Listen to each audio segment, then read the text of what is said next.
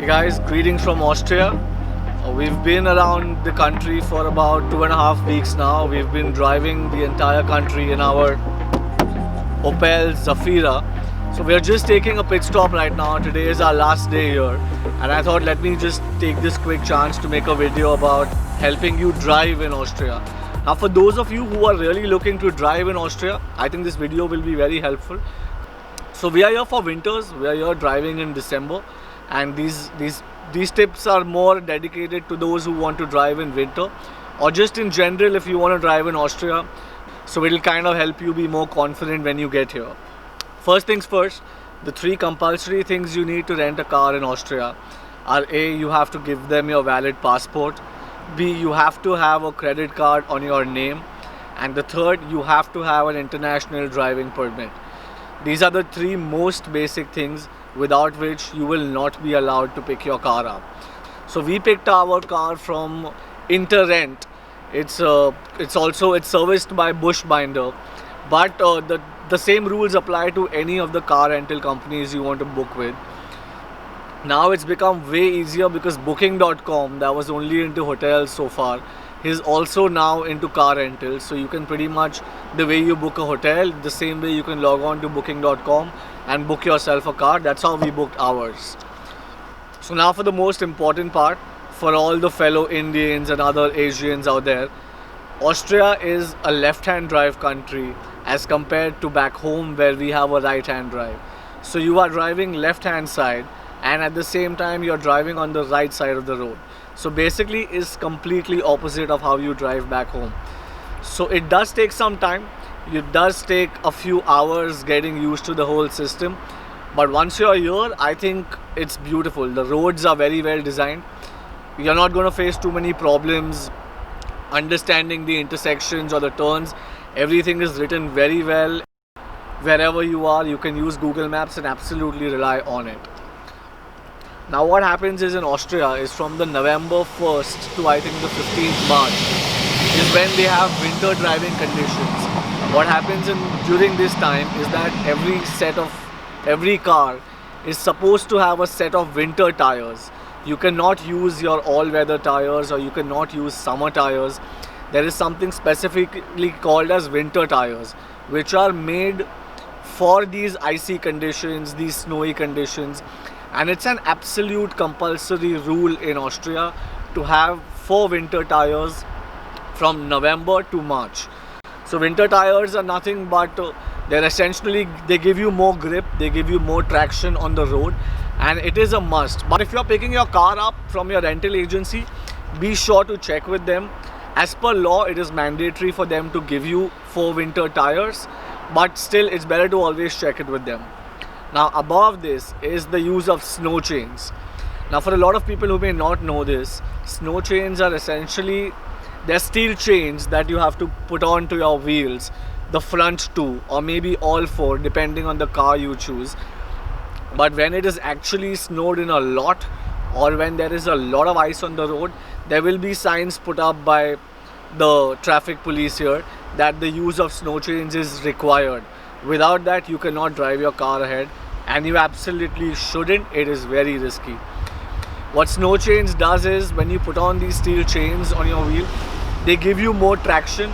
The car of course moves very slowly, and you cannot probably drive at above 10 to 20 km per hour, but it'll help you clear those small patches, especially if you're high up in the alpine areas of Austria, or if you want to take the high alpine road of Grossglockner or something that is called.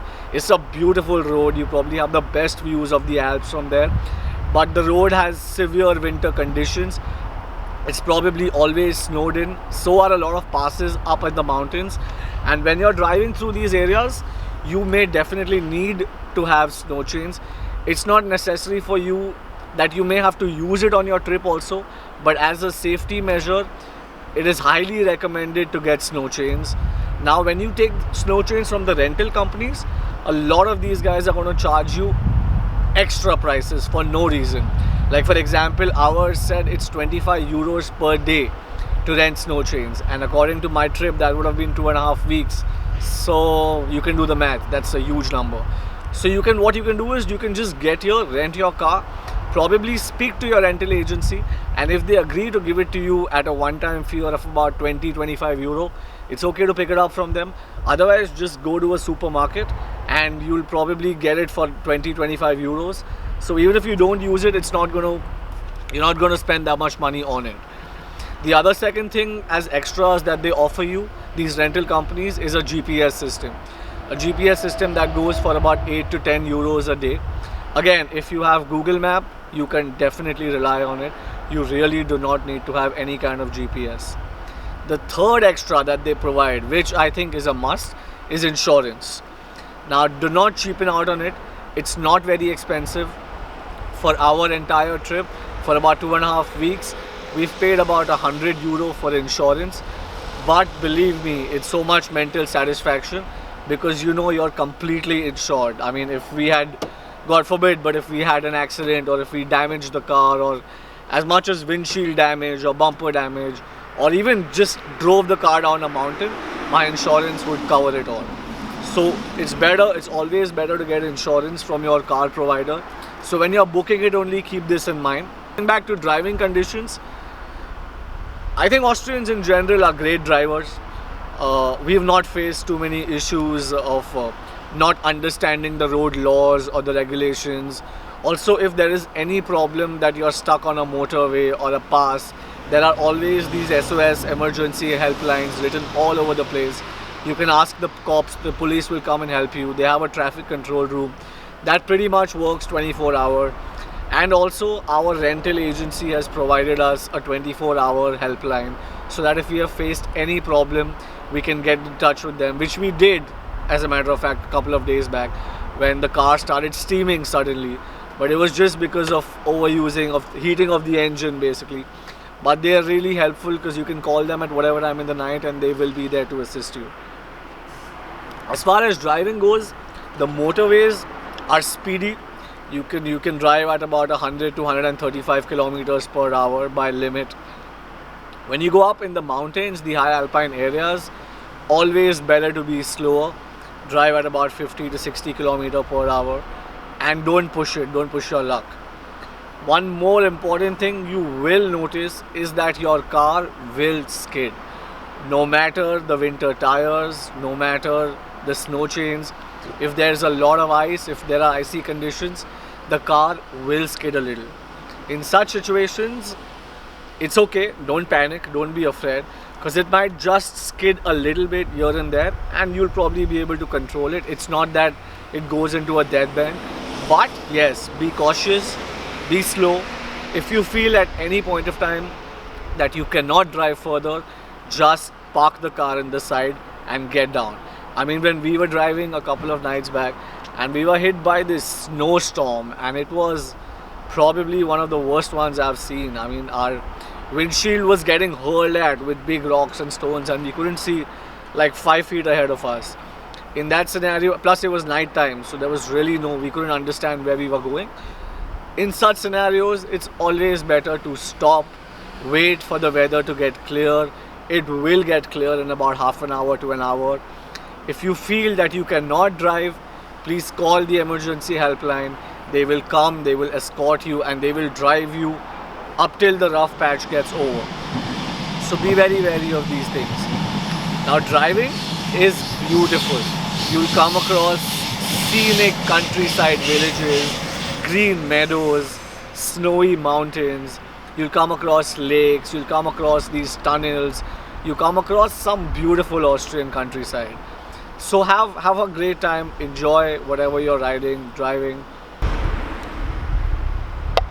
So if your budget allows it, get an SUV, get a 4x4, because when you're up in the mountains, a lot of the areas are always snowed in. In general, the motorways are kept clean. These cars are running around keeping all the snow out of the road, so you really will not have too much of a problem on motorways. But say for example you're looking to enter some of the tiny villages up in Austrian mountains, or for that matter if you want to even reach your hotel sometimes from the motorways, the hotels are on top of these mountains and hills, and those parts will always be snowed in.